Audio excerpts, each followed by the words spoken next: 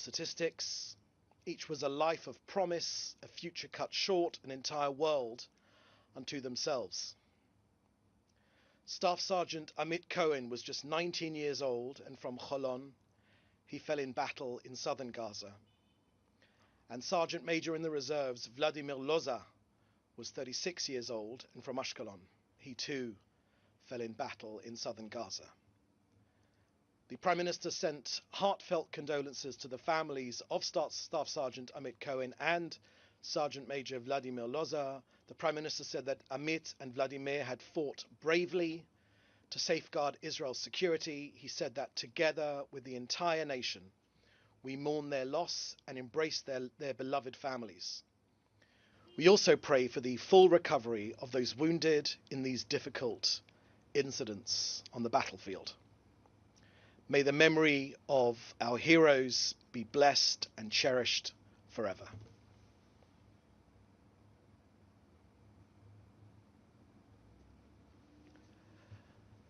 Next to the humanitarian situation in Gaza, let me start with the facts and not the fiction. In Gaza today, there is no famine caused by Israel. There is, however, a man-made shortage engineered by Hamas. Now, too often, the full story is not being told. This suffering exists because Hamas has created it. The suffering exists because Hamas has made it so. So here are the facts. Aid has been flowing into Gaza through two main channels. Firstly, through weekly food packages distributed by the Gaza Humanitarian Foundation, GHF, and secondly, through UN-coordinated shipments of raw materials for bakeries and communal kitchens. Israel facilitates this aid to ensure the aid reaches civilians directly without being intercepted by the terrorist organization.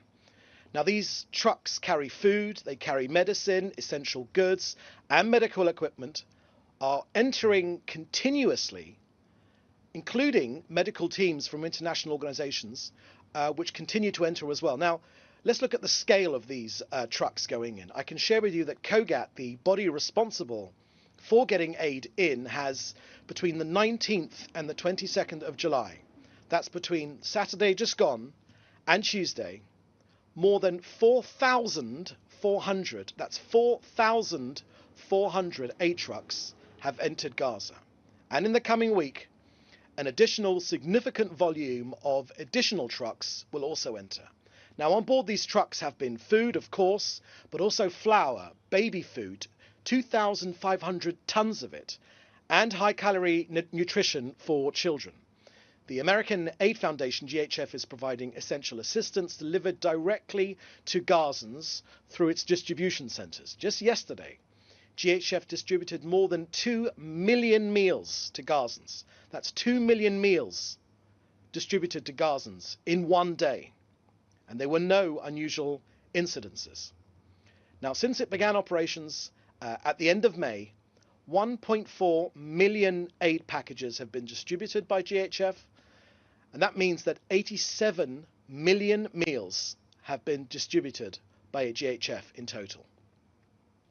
Now, we have asked the United Nations to stop opposing this activity and for the good of Gazans to work together so that it can continue safely.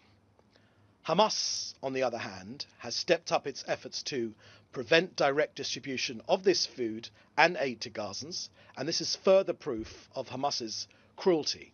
It systematically endangers Gaza's residents, loots aid trucks, and tries to disrupt the functioning of food distribution centers, deliberately placing Gazans at risk of hunger.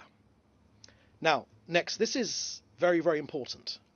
As things stand right now, and I confirm this in the last hour, there are more than 700 aid trucks, 700 aid trucks for the United Nations to pick up inside of Gaza. That means they've gone through security and they are waiting on the Gazan side of the border. Now, this is a bottleneck which has been caused by the United Nations, and it's the main obstacle to maintaining a consistent flow of humanitarian aid into Gaza. Now, just today, Israel's foreign ministry has said that the United Nations' obsession against Israel is unfortunately more important to them than helping the people of Gaza. Next, in terms of IDF action against Hamas, I can share with you in the last 24 hours, our Air Force has struck more than 120 terror targets across Gaza, as well as terrorists and infrastructure destroyed by our ground forces. Since the start of this Operation Gideon's Chariots, the IDF have eliminated about 1,500 terrorists. 1,500 terrorists have been eliminated, taken off the battlefield by our armed forces. Israel has also held territory across Gaza to ensure it stays free of Hamas, and also destroyed military buildings, sniper and observation posts, tunnels, weapons, and also other terror assets. Hamas is being systematically dismantled, both above ground and below it. Finally, before we get to your questions, on Syria, where over the last few days we saw appalling attacks by Bedouin and Syrian forces on the Druze in Syria. These have been truly terrible, shocking, barbaric attacks. Look, I can tell you, as you probably know, the Druze are our brothers. Let me make this clear.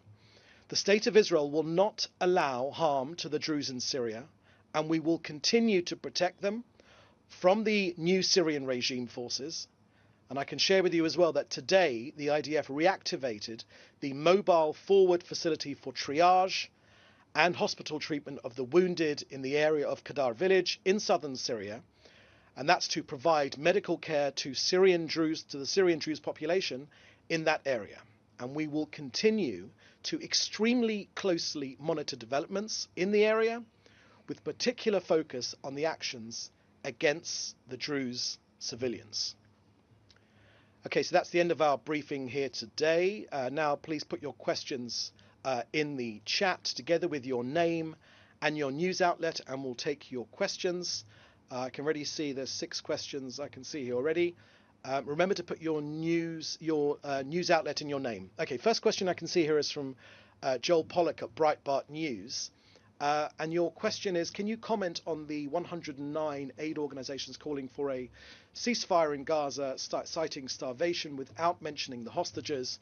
And also a second question, which I'll get to in a moment. Okay, your first question, Joel, was about the aid organizations calling for a ceasefire, citing starvation without mentioning the hostages.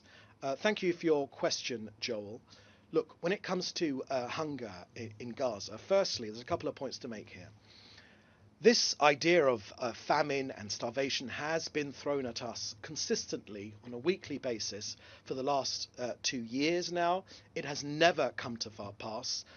So these are false warnings which come from these aid organizations. And I also would say that where there is hunger in Gaza, it is hunger orchestrated by Hamas. This is very clearly their tactic, and it is working, because Hamas seeks to put international pressure, which unfortunately too many international countries are too willing to follow suit on, to put pressure on Israel to support their negotiating tactics, stopping them initiating or agreeing to a hostage release pause. So this pressure, which is coming, talking about starvation and famine, this is simply playing into Hamas's hands. Where there is hunger, it is hunger orchestrated by Hamas. It is hunger created by the terrorist organization, which means that it is even more important that of course, our hostages are released, but also that Hamas is no longer in control in Gaza to free the people of Gaza from the appalling treatment which they are receiving. They are starving their own people. Hamas are restricting food from their own people. And media, and I think this is true across too many outlets, are not reporting. They're reporting up to a point that there are problems of hunger in Gaza, but there are problems caused by Hamas. That final part of that sentence doesn't seem to have made it through. Okay, next question from Joel Pollock, Breitbart News. Is Israel experiencing a crisis in relations with Christian communities over the church in